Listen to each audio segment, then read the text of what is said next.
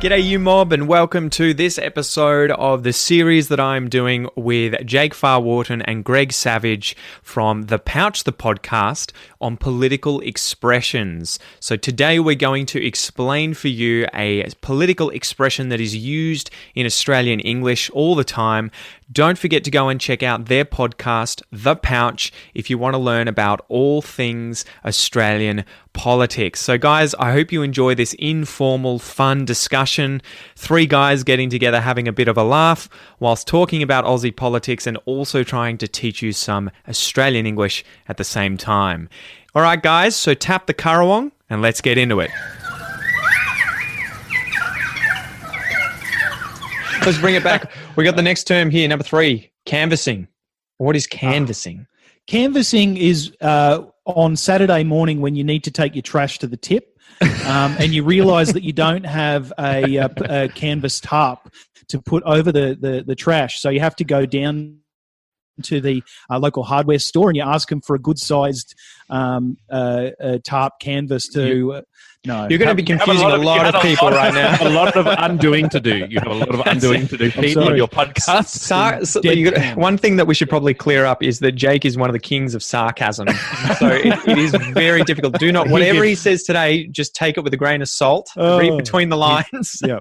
And it's like Donald Trump is calling him up for advice. That's how good he is at sarcasm. I think Jake should have a T-shirt that just says, "I'm the definition of yeah, nah." Nah, yeah. It's like take whichever word is said last, and that's the one that you should go with. That one. I love that idea of being the advisor to Donald Trump. He calls me up and I say, "Oh yeah, Donald, you should totally inject it." Done. Yeah, he said it. All right. So canvassing. Anyway, so canvassing is when you essentially go out as a prospective member of parliament. So you want to get voted for.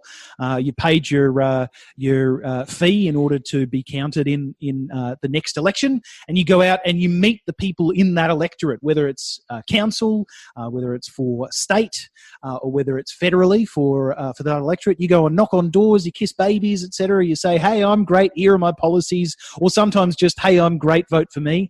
But you like to think that they'll say, "Hi, I'm great. Here are my policies. These are why these policies are important to you. And if you vote for me, we'll get it done." I think there's a classic video, right, of Tony Abbott, who was one of the ex-Liberal prime ministers that got stabbed in the back by Turnbull, walking through, I think it's Woolworths. Yep. And he's going around trying to shake everyone's hand. And the old man just walks past, won't look at him. And he's like, "How are you, sir?" And he's like, "Piss off, you dickhead." And he's like, that's not very nice. you take that risk, don't you? I think in Australia in particular, you take that risk because people are quite blunt about the fact they don't want to shake your hand. And, we saw that during the bushfires as well with Scott Morrison. I mean, he, just that sort of terrible timing from a political perspective. I think we've seen a different side to him now, of course, but I think that, from at that time, that was really bad. So, yeah, you do when you are canvassing, especially if there's cameras following you around, you run the risk of looking like a bit of a tool. Would you want to give context to what happened there? So with Morrison, he went to I think it was a town in Victoria, Eastern Victoria, near Gippsland.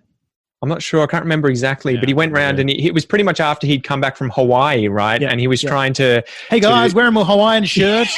I've learned how to do the luau, or whatever it's called." Yeah, he was trying to get some brownie points, right? Yeah. I mean, look, that was a really challenging time, right? It was a challenging time for our nation. It was a challenging time politically. It was a challenging time for the people who were being affected by the bushfires.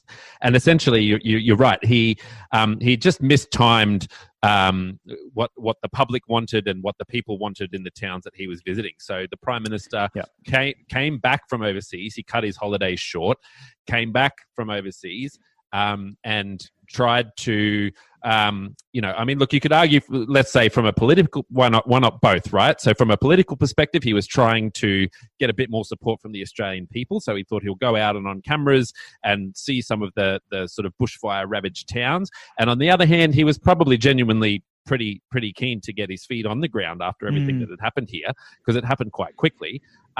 And so he went to a particular town. I think you might. What town did you say it was?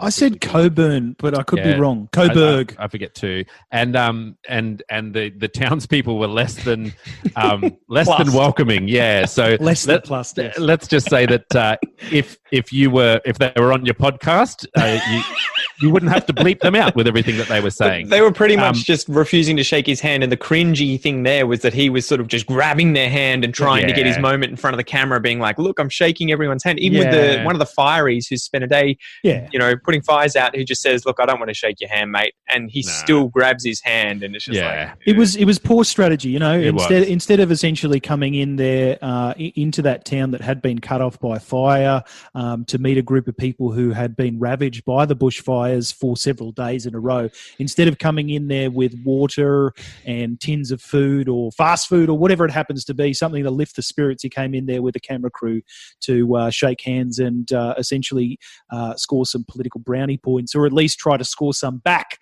after being on holidays. Cabargo was the name of the town. Yeah, I was so close. Coburg. North of Melbourne. Yeah.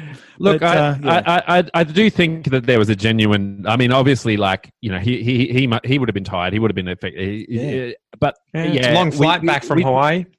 We do say that it was a bad move politically, but I think it was a bad move humanitarianly as well. It was just a wrong time to be doing things. And that was Scotty from marketing, right? He was doing all of his marketing stuff. He wasn't actually using his heart to think about what do these people need. It was more, how do I save my political capital? It was Scotty the control freak trying to essentially edge his way back into positive prominence. Yeah, and if you were to contrast.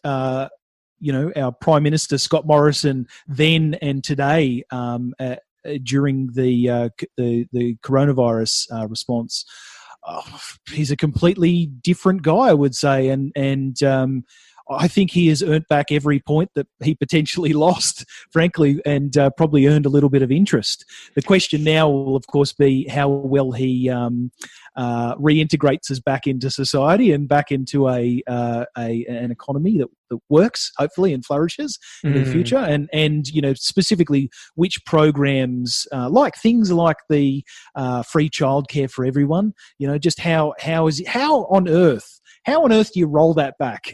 Yeah. That's going to be difficult. Yeah.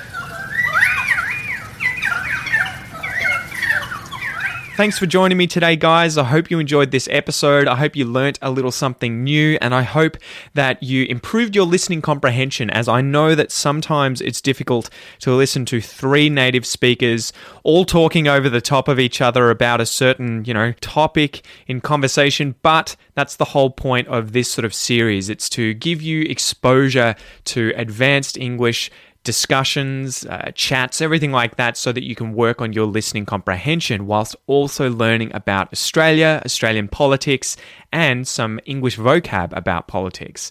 Don't forget to go and check out Jake and Gregg's podcast, The Pouch. You can find this via any good podcast application for free.